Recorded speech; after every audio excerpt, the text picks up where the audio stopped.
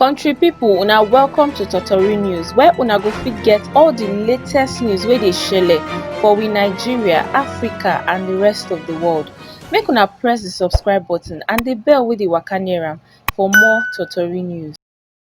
President Muhammadu Buhari don lit up officials and members of the diplomatic corps make dem honour the nation's fallen heroes.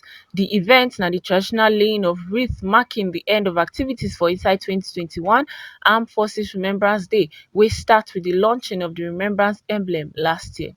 President Muhammadu Buhari, Vice President Yemi Osinbajo, President of the Senate Ahmed Lawan, Speaker of the House of Representatives Femi Gbajabiamila and the Chief Justice of Nigeria Tanko Muhammad lead the nation's security chiefs to lay wreaths in honor of the fallen heroes. The solemn event dey held for National Arcade opposite Eagle Square, 3-arm zone for inside Abuja.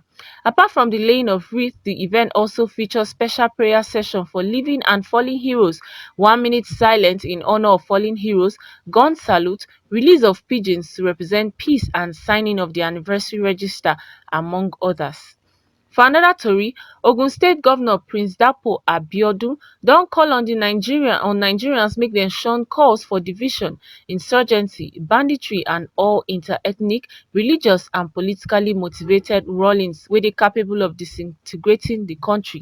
The governor make dis call for inside the 2021 Armed Forces Remembrance Day wey dem hold for the Arcade Ground, Oke Motion, Abeokuta.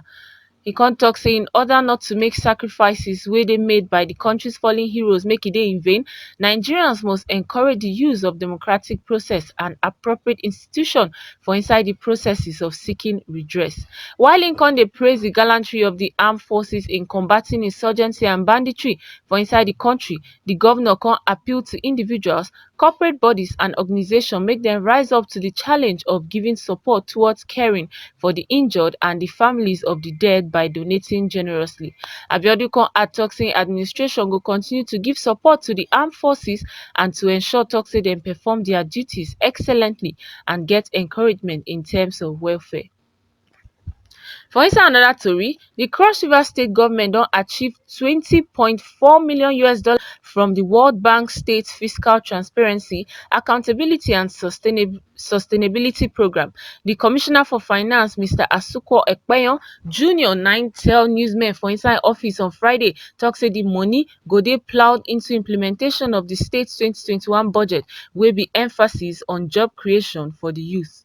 Ekpeyon con tok say the assessment exercise for pre-qualification dey carried out for inside September 2020 by the World Bank Independent Verification Assessor (IVA) from the Office of the Auditor General of the Federation, and the result con show say Cross River State achieve 6 out of the 9 disbursement link indicators wey dey applicable for inside 2019 benchmark and 3 out of 3 for inside the 2020 DLR, wey be 100%. According to him, the strengthening of the state internally generated revenue collection, implementation of biometric verification to stem payroll fraud, improve procurement practices for increased transparency, to strengthening of public debt management and fiscal responsibility framework go improve debt sustainability and the institution of more transparent budgeting. During the course of the budgeting year short, the state into the 3rd position across states for inside the country go benefit from the grant. For another tori, the National Youth Service Corps (NYSC) don release posting for prospective 2020 Batch B Stream 2 corps members. The disclosure dem do am for inside Director General of NYSC Brigadier General Shaibu Ibrahim during one sensitization webinar wey further urge those concerned make dem check the NYSC site to know the states wey dem dey deployed to. Ibrahim con tok say corps members go dey allowed into approved camp nationwide starting from January 19, 2021, wey be the day wey dey later than the earlier date, January 18, 2021. E con tok say there go be COVID-19 test before entry into the camps, therefore make all PCM register for the NCDC website. The link to the NCDC website dey for the NYSC dashboard. For another tori, the National Agency for Food and Drug Administration and Control (NAFDAC) don alert the circulation of fake vaccine for inside Nigeria, even as e con disclose tok say dem never approve any vaccine or receive any application from COVID vaccine manufacturers yet. The agency con also caution against the use of any vaccine agency approval. Con disclose dis one during one virtual press conference.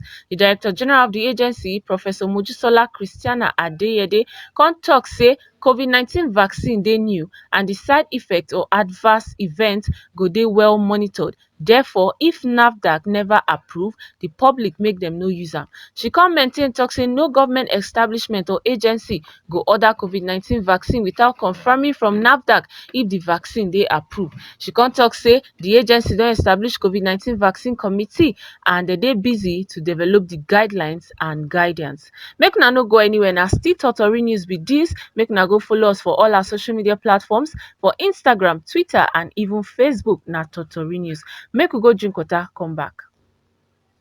Make we dey waka dey go jejeje for inside other matter. We hear say Nigeria go receive 10 million doses of coronavirus vaccine for inside March. Health Minister Osage Ehanire na tok dis one for inside one statement. The vaccine come add to 100,000 expected doses of Pfizer vaccine. Come tok say the statement no specify which type of vaccine go dey used for the 10 million doses. E never still dey clear whether the batch go dey financed by the African Union or as part of COVAX, wey go link to World Health Organization with private partners to work for pooled procurement and equitable distribution. For sports matter, Manchester United playmaker Bruno Fernandes don dey named Premier League Player of the Month for December as e don break English record for inside the process. Fernandes don become the first footballer for inside English top flight to be named Player of the Month 4 times for inside single calendar year. He also come pick up the award for February, May and November. The Portugal international don emerge as a key figure for Old Trafford ever since he joined from Sporting CP 12 months ago. He come arrive, come add class and creativity to United midfield, and e come be say na im be central for their rise to the top of the Premier League this season. Im performance for December include 1 assist after coming on as half-time substitute for inside the comeback 3-1 win over West Ham, 2 goals for inside 6-2 thrashing of Leeds, and involvement for strike against Leicester and Wolves. Na so we see am on top today, Amebo. Make una no forget to press the subscribe button. Make una go follow us for all our social media platforms. For Instagram, Twitter and Facebook na Totori News. Until we come on our way next time, well done.